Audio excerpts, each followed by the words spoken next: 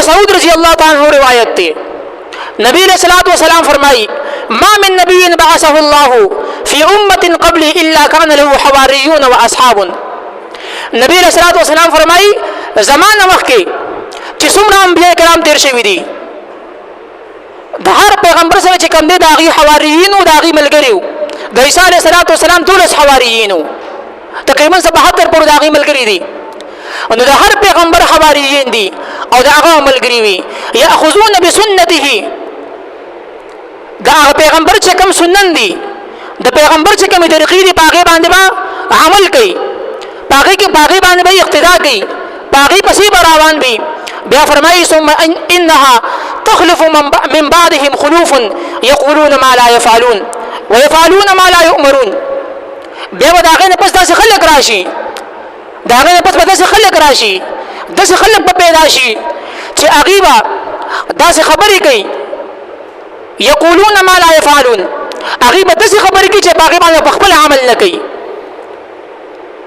ويفعلون ما لا يؤمرون او داسې کارونه به کوي چې د هغې ته حکم نه وي شوی نه به ورته پیغمبر حکم کړي چې تاسو دا کار وکړئ نه به ورته صحابي دا خبره کړي چې تاسو دا کار وکړئ نه به ورته علماو دا خبره کړي چې تاسو دا کار وکړئ بس لګیا به خپله مرضي به چې څه کوي به که په دین کې یو نوی کار راوځي و دا نیکی کار دی نو چې نور خلک یې نه کوي هغوی په هغې باندې ملامته کوي ويفعلون ما لا يؤمرون هغه کارونه به کوي چې د هغې ته حکم نه وي شوی میلاد النبي مناول د دې هیڅ حکم نشته په قرآن او حدیث کې نه د صحابیو دا خبره ثابته ده نه د ائمه مذاهبو دا خبره ثابته ده څه هجرې پورې نبی علیہ الصلوۃ والسلام باندې چا میلاد النبي د منو کړی دا چا نه بعد چې کوم دی بیا دغه بدعت شروع شوی دی اوس کې یو سړی دغه بدعت نه کوي په دې فتنې کې نه مبتلا کیږي نه هغه تشبیه کیږي دا یا مشرک دی یا فاسق او فاجر دی نبی علیہ الصلوۃ والسلام فرمایي فمن جاهدهم بيده فهو مؤمن څوک چې خلکو سره په لاس باندې جهاد کوي دا سره مؤمن دی ومن جاهدهم بلسانه فهو مؤمن او څوک چې دغه خلکو خلاف ودرېږي او په جمع باندې په خپل باندې دغه خلاف خبره کوي دا مؤمن دی ومن جاهدهم بقلبه فهو مؤمن او څوک چې پسو کې کله لاس طاقت نه لري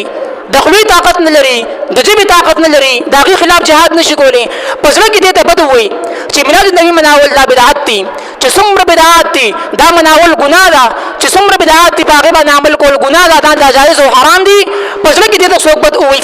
نبی سلام فرمایي چې دا د ایمان د ټول نه کومه درجه ده او بیا نبی سلام فرمایي وليس وراء ذلك من الايمان حبه خردل نبی سلام فرمایي کوي سره پس ورکه دې ته بدونه وي بس وی لګیا وي منه کوي بس دام یو حکار دی او دا مونږ وی چې دا یا حکار دی یا بدکار دی بس په هغه باندې خاموش پاتې شي نبی صلی الله علیه وسلم فرمایي چې دینه کومه درجه د ایمان بیان نشي دا سړی کافر او مشرک دی